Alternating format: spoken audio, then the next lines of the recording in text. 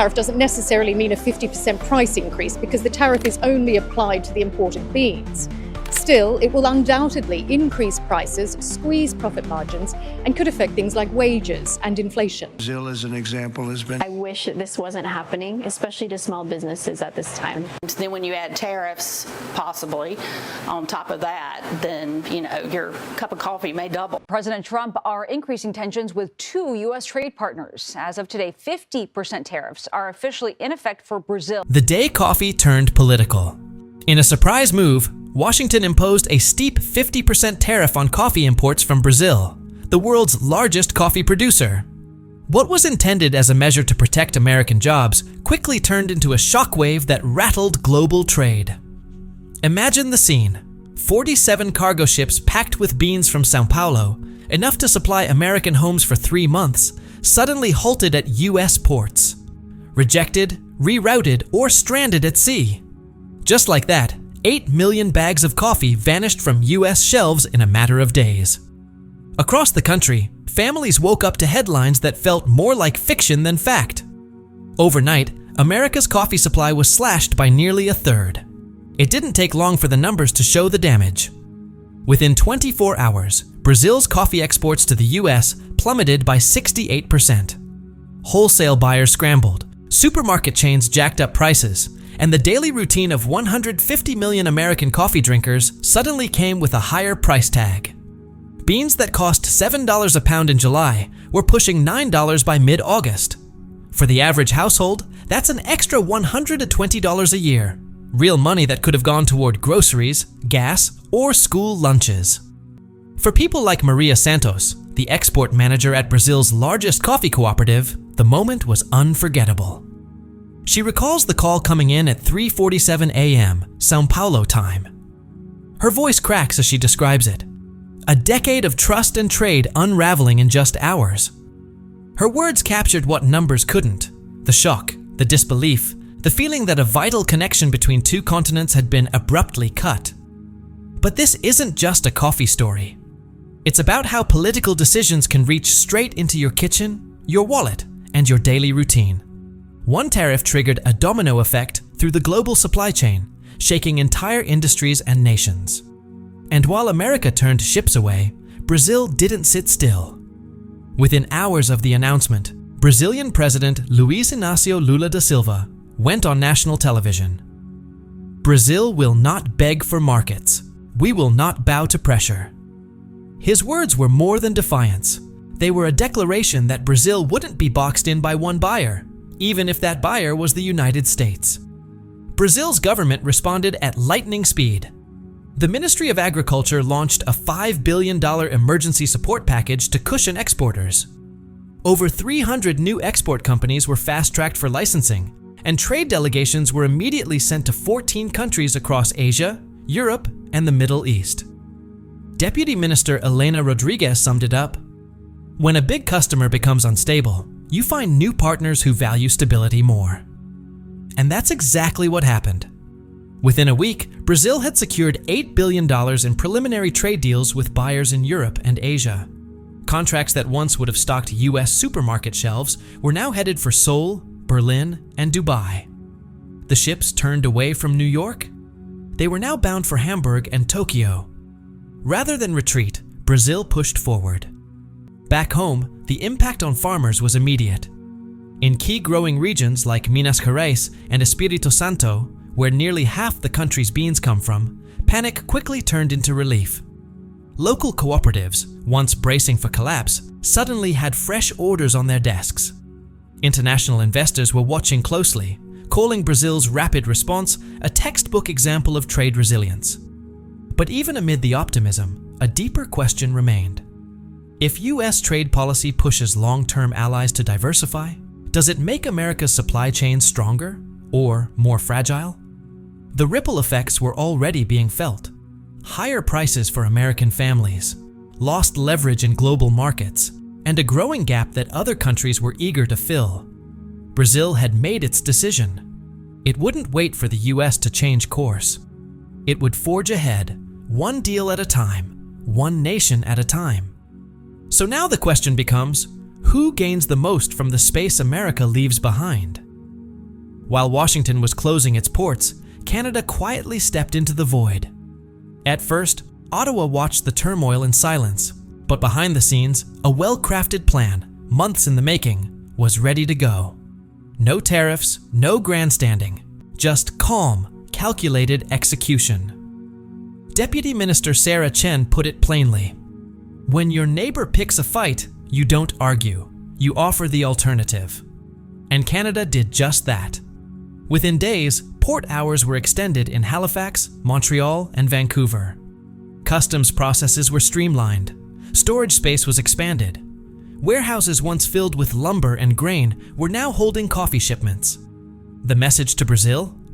Canada was ready to do business. The scale of the pivot was massive. In 2024, Canada imported just 2.4 million bags of coffee annually. Now, with expanded capacity, it stood ready to absorb 4 million more, worth over $3 billion. What was once a secondary market became a crucial lifeline. Retailers across Toronto and Vancouver locked in long-term contracts. Canadian consumers were spared the price spikes hammering U.S. grocery aisles. Coffee shops in Montreal began touting Brazil direct beans, while their American counterparts struggled to explain rising latte prices.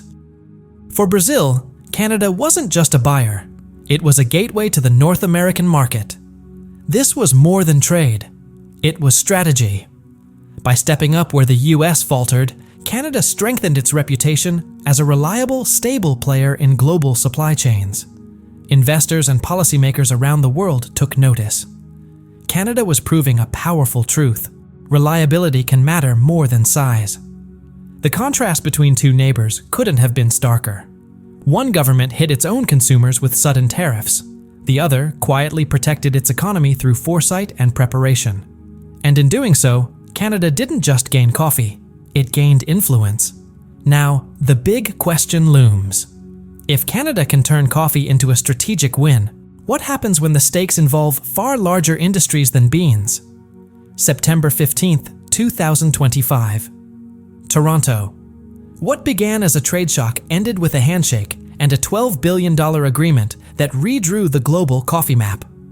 Brazil and Canada signed a bold 7-year deal, not just a trade pact, but a shift in alliances. Under the agreement, Brazil committed to supplying 2 million bags of coffee annually at a fixed price, shielding Canadian consumers from the price volatility hitting American households. In return, Canada pledged to double its import infrastructure, expanding ports and storage to ensure steady supply. To strengthen the partnership, Ottawa extended $4 billion in credit to Brazilian farmers, helping modernize their operations while deepening economic ties across the Americas. But the agreement went far beyond coffee. A new shipping route was created, connecting Brazil's port of Santos directly to Montreal and Vancouver, cutting travel time and bypassing traditional U.S. ports. Both nations also launched joint research programs focused on sustainable agriculture, with labs in São Paulo and Ottawa working together on improving yields, conserving soil, and adapting to climate change. In a single move, coffee became a platform for innovation and international collaboration. The impact was immediate. With this deal, Canada became Brazil's second-largest coffee customer, surpassing Germany and Italy, trailing only the US for now. For Brazil, it meant greater stability and global reach. For Canada, it meant influence, prestige, and a new leadership role in global trade. The symbolism couldn't be clearer. While Washington chose confrontation, Ottawa chose cooperation. Where tariffs caused scarcity, diplomacy ensured abundance. As U.S. households dealt with sticker shock, Canadian consumers enjoyed the most secure and celebrated coffee supply in the country's history. The ripple effects went far beyond coffee shops. That $12 billion agreement created long-term jobs, fueled infrastructure growth, and tightened the economic link between South and North America. But analysts saw something more: a geopolitical message.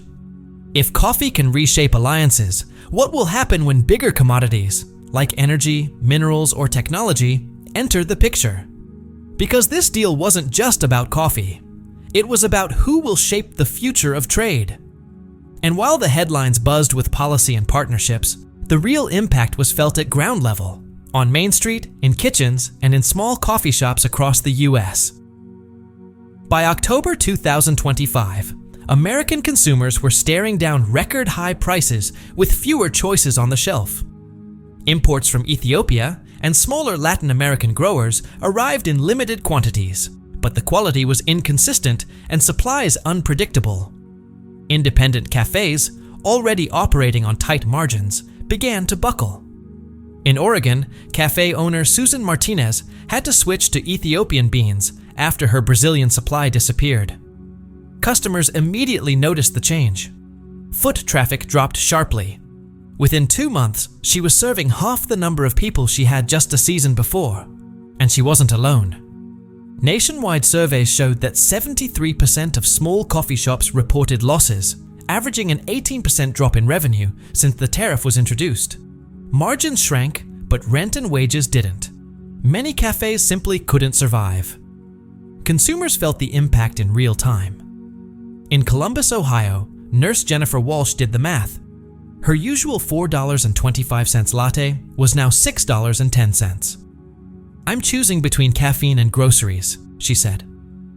For millions of middle-class Americans, coffee, a small daily comfort, had become a budget concern. The cultural cost was just as painful. Independent coffee houses, once vibrant community hubs, began to disappear. In their place, national chains with deep pockets and global contracts expanded quickly. Starbucks, Dunkin', and a few giants took over, turning the once diverse cafe landscape into a more uniform corporate experience. Ironically, while the US, a country that helped define modern cafe culture, was watching its local coffee scene fade, Canada was emerging as the new home for premium Brazilian beans. It was a twist no one in Washington seemed to see coming, but coffee drinkers across the Midwest and Pacific Northwest could taste the difference. And the questions kept piling up. Was this really about protecting American workers? Or did the tariffs accelerate the decline of small businesses, handing more power to corporate giants in exchange for less choice and higher costs? While US shoppers counted their change at checkout, Canada was brewing up new opportunities. In the 3 months after the tariff, Canadian imports of Brazilian coffee skyrocketed by 137%, transforming the country from a secondary buyer into a North American trade hub. Prices responded immediately. In Toronto, Montreal, and Calgary, retail shelves held steady, or even dipped slightly, as bean quality improved. Cafes across the country proudly served richer blends, smoother roasts, and flavors that Americans could no longer find at home. Canada hadn't just secured coffee, it elevated the entire experience. For chains like Tim Hortons, the gains were massive.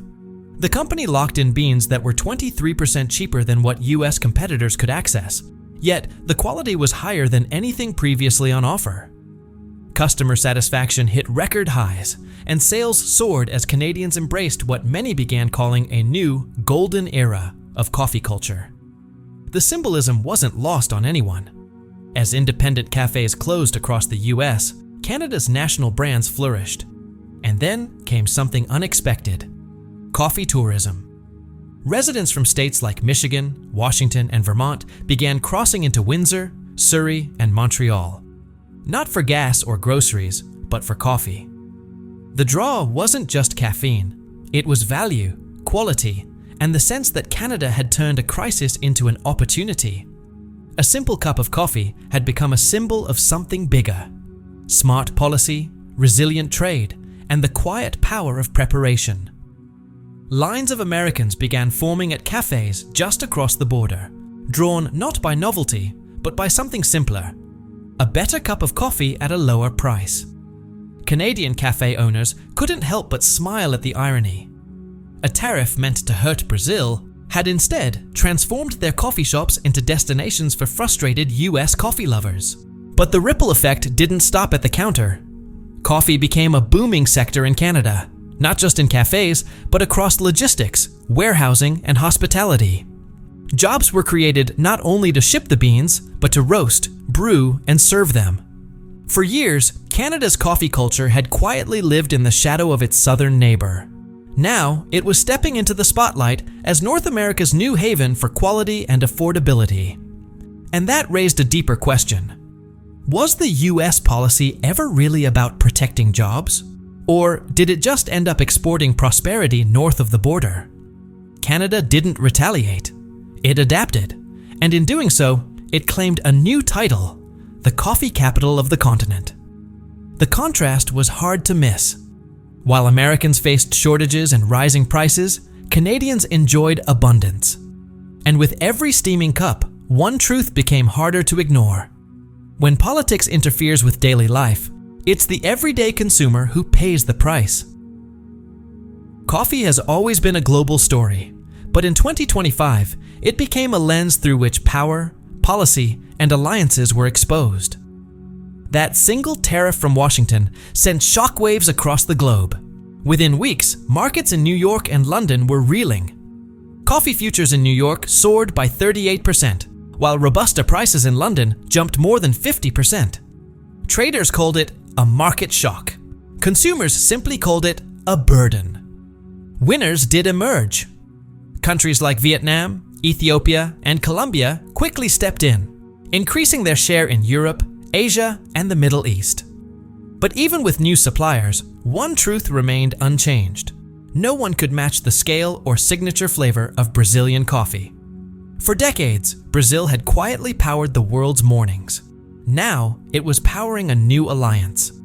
The long-term changes are unmistakable.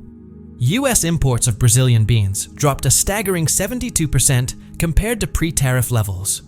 Meanwhile, Brazil's exports to Canada rose by 43%, surpassing even its former trade volume with the United States. And where the beans went, so did the money. More than $30 billion in long-term contracts shifted away from the US and into the hands of Canada, Europe, and Asia. The symbolism was impossible to ignore. A simple cup of coffee, once a daily routine taken for granted, became a living example of how trade decisions echo in everyday life. What was intended to protect American workers ended up cutting them off. What was meant to secure supply chains instead made them more vulnerable. And so, in quiet cafes in Montreal, Toronto, and Vancouver, Canadians now sip coffee that tells a bigger story. A story of how diplomacy, preparation, and smart partnerships can win where confrontation falls short. Because this isn't just about coffee beans. It's about the price of miscalculation. It's about how the decisions made in government offices can reshape something as personal as your breakfast table, your corner cafe, or your monthly grocery bill. And it's about a shifting reality. Canada now holds the title of North America's coffee capital, while the US scrambles for alternatives and questions the wisdom of its choices. So here's the final question. If one morning drink can reveal the fault lines of global power, what happens when the next commodity enters the battlefield? Oil, wheat, technology. What will be the cost then? Thanks for watching. Please subscribe to the Timefold channel and don't forget to like and share to stay informed about the next chapter in this unfolding story.